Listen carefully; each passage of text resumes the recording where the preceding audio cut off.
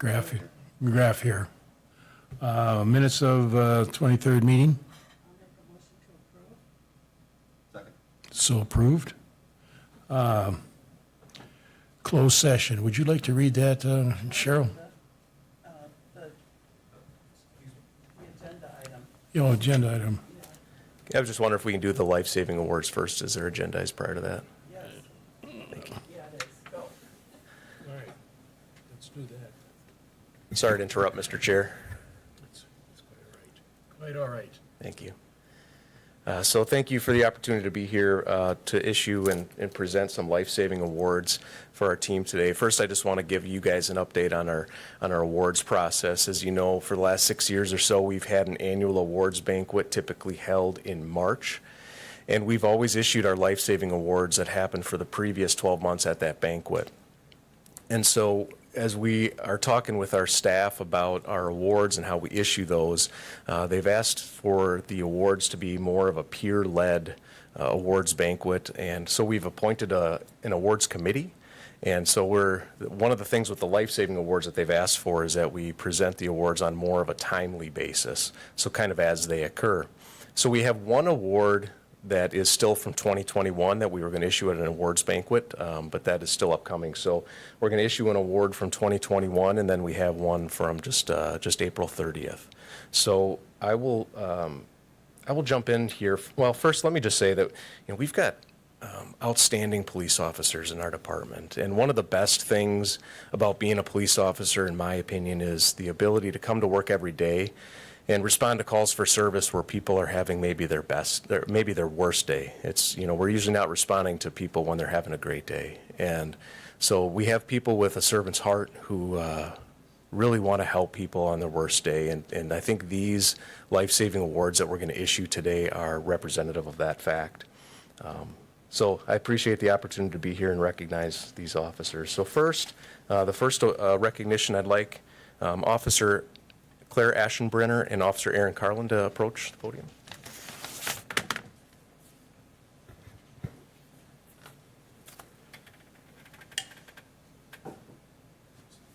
Yeah, you can stand right here.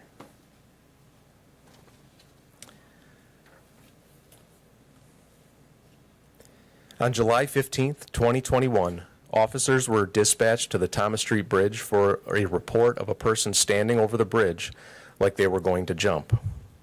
Officers responded and searched the area, but did not find anyone. About 1 hour later, officers were dispatched to the Scott Street Bridge for a report of a person standing off the edge of the bridge. While officers were en route, a supervisor utilized city surveillance and located a woman standing at the high point of the bridge, standing outside of the railing holding onto a street light attached to the outside of the bridge. Officer Claire Aschenbrenner and Officer Aaron Carlin arrived on scene and began to approach the woman's location. As the woman observed them approaching, she moved around the light pole so she was now facing away from the bridge with her back to the river.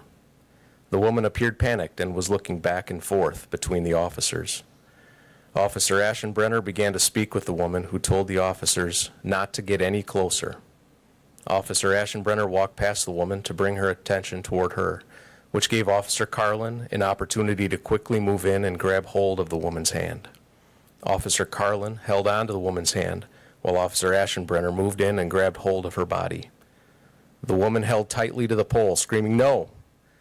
The woman continued to resist, but officers were able to safely pull her over the railing and back to the sidewalk. The woman began screaming and crying, saying no one cared about her. The woman admitted she was suicidal, hopeless, and intended to jump off the bridge to kill herself.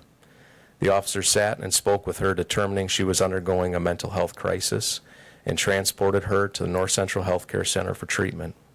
The woman later confirmed she was the same person who had been standing on the Thomas Street Bridge earlier, but she did not feel the fall from that bridge would kill her, so she left to find another one. This section of the Scott Street Bridge was over the east channel of the Wisconsin River, near the dam kayak course entry. Below her was a hard, rocky riverbank and shallow, rock-filled river. The woman's actions showed she was escalating in danger, and the swift actions of Officers Carlin and Aschenbrenner saved the woman from severe injury and/or death. For their actions, Officers Carlin and Aschenbrenner are being presented with a life-saving award.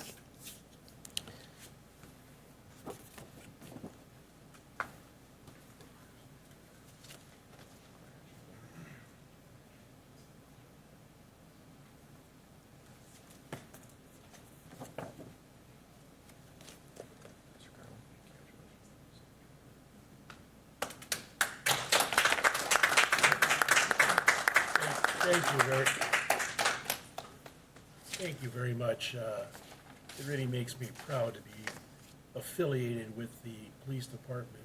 Just makes Wausau such a great city, and I appreciate just all the things that you young people do. It's above and beyond. Thank you. Yeah, thank you very much. Officer Ketter-Henry, come up to the podium, please.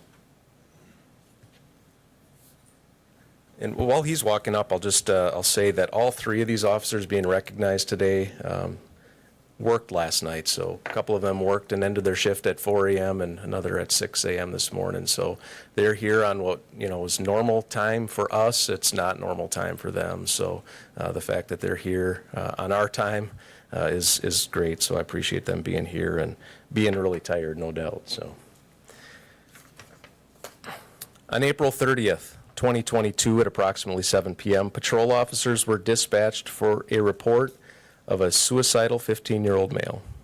The male had reportedly made comments to another individual saying he was going to a place where he planned to end his life. As further information was being provided, it was learned the male was not home. A clothing description was provided to officers and contact was made with his mother, who provided the male's phone number and suggested an area he may be located.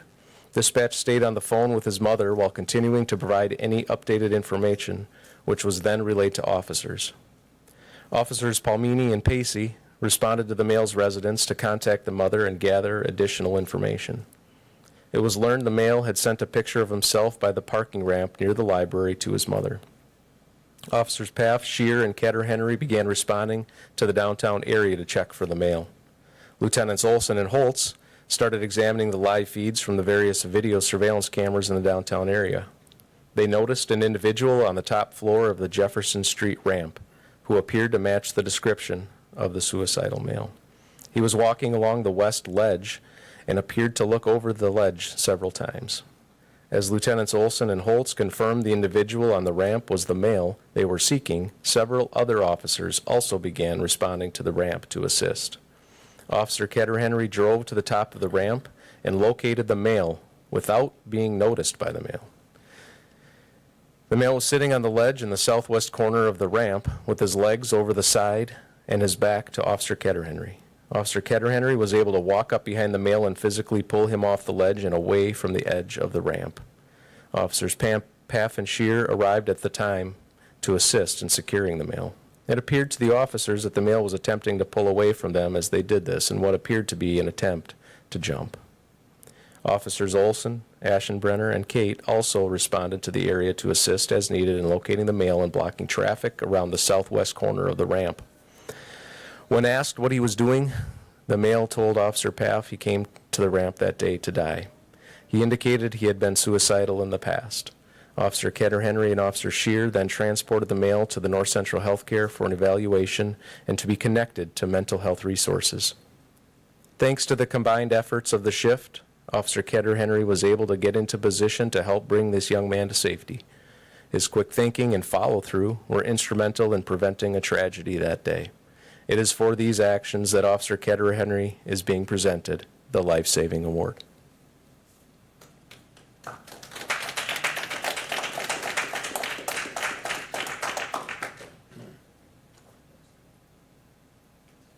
Once again, thank you for going above and beyond and representing our city so well. Is this on? I find it really to be no coincidence at all that as I was getting ready this morning, I was listening to something that said that we all have the opportunity to be a miracle in somebody's life. And I know these officers would probably just tell me they're doing their job. But it's their training, their instincts that they develop. I mean, you guys have been a miracle in somebody's life. That's pretty incredible.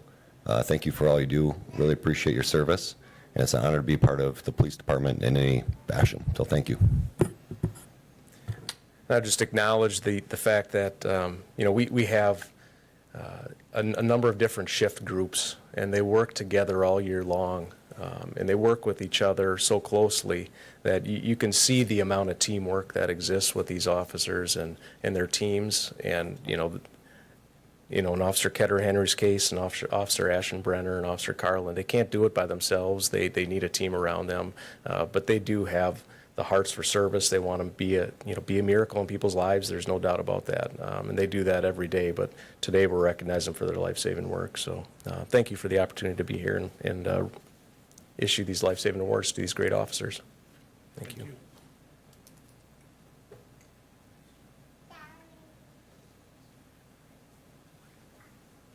All right, do we want to go to the closed session, Mike? All right. I'll make a motion to go into closed session pursuant to Section 19.85, Parent 1, Parent C of the Wisconsin State Statutes, considering employment of any public employee over which the governmental body has jurisdiction or exercises responsibility for the purpose of considering appointing one individual to firefighter paramedic with the Wausau Fire Department. A second. All in favor, aye? Aye. Aye.